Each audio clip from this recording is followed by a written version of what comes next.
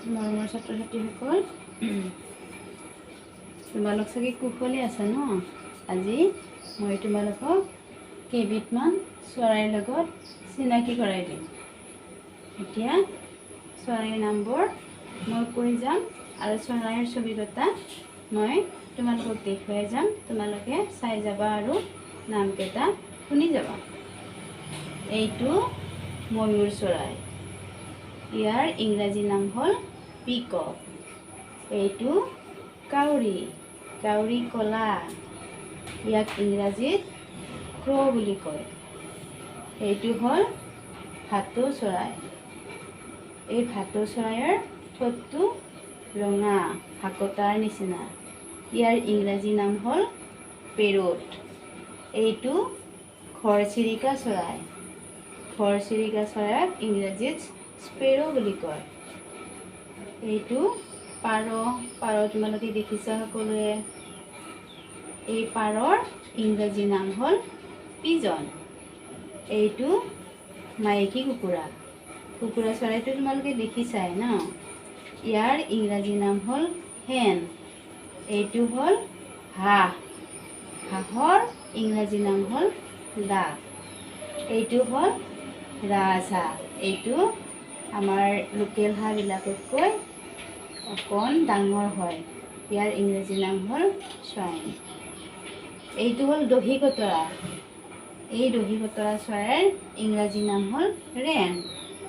এইটো বুলবুলি চৰাই, এই বুলবুলি চৰাইৰ ইংৰাজী নাম হ'ল বুলবুল।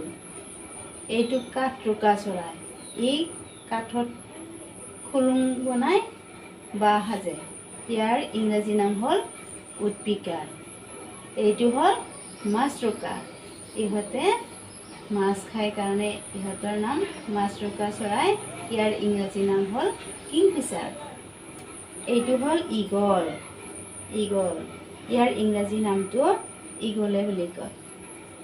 এইটো হ'ল শগুন, ই মৰাশ খায়, ই বহু দূৰলৈ উৰিব পাৰে, ইয়াৰ ইংৰাজী নাম ভালচাৰ।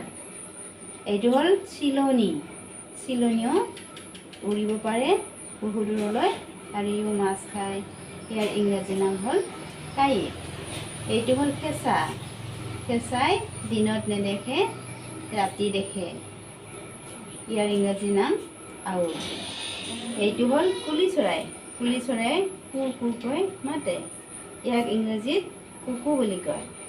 এইটো হ'ল শেন চৰাই, শেন চৰাইক ইংৰাজীত কি বুলি কোৱা হয়? হক। এইটো হ'ল ধনেশ পক্ষী, ধনেশ পক্ষী, ধনেশ পক্ষীৰ ইংৰাজী নাম হ'ল হৰ্ণবিল।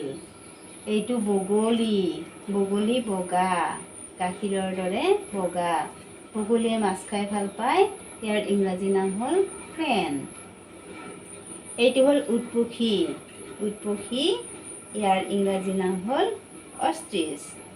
এইটো হ'ল বৰটোকোলা, বৰটোকোলাই কি হয়? পানীত জপং জপংকৈ ঘূৰি ফুৰে আৰু ইও মাছ খায়, ইয়াৰ ইংৰাজী নাম হ'ল ষ্ট্ৰক। এইটো মৌপিয়া, মৌপিয়া এবিধ সৰু চৰাই, মৌপিয়াৰ ইংৰাজী নাম হ'ল হামিং বাৰ্ড।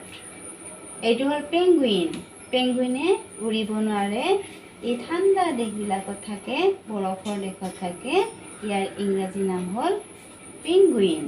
গতিকে মই আজি তোমালোকক কেইবিধমান চৰাইৰ নাম ক'লোঁ। এই চৰাই কেইবিধৰ নামকেইটা তোমালোকে মনত ৰাখিবা। এইবোৰ চৰাই তোমালোকে দেখিছা, কেইবিধমান চৰাইৰ বাহিৰে বাকী কেইবিধমান তোমালোকে চৰাইৰ নাম দেখিছা আৰু চৰাই কেইবিধ নেদেখিলেও নামবিলাক শুনিছা। গতিকে এইবিলাক চৰাইৰ নামবিলাক মনত ৰাখিবা আৰু কেতিয়াবা দেখা চৰাইবিলাকৰ লগত এই নামবোৰ মনত কৰি তোমালোকে এইটো পাৰ বুলি ভাবিবা। গতিকে আজি মই পাঠ ইমানতে সামৰোঁ। তোমালোকৰ কাৰণে কি থাকিল? ধন্যবাদ থাকিল। আকৌ লগ পাম তোমালোকক। ধন্যবাদ।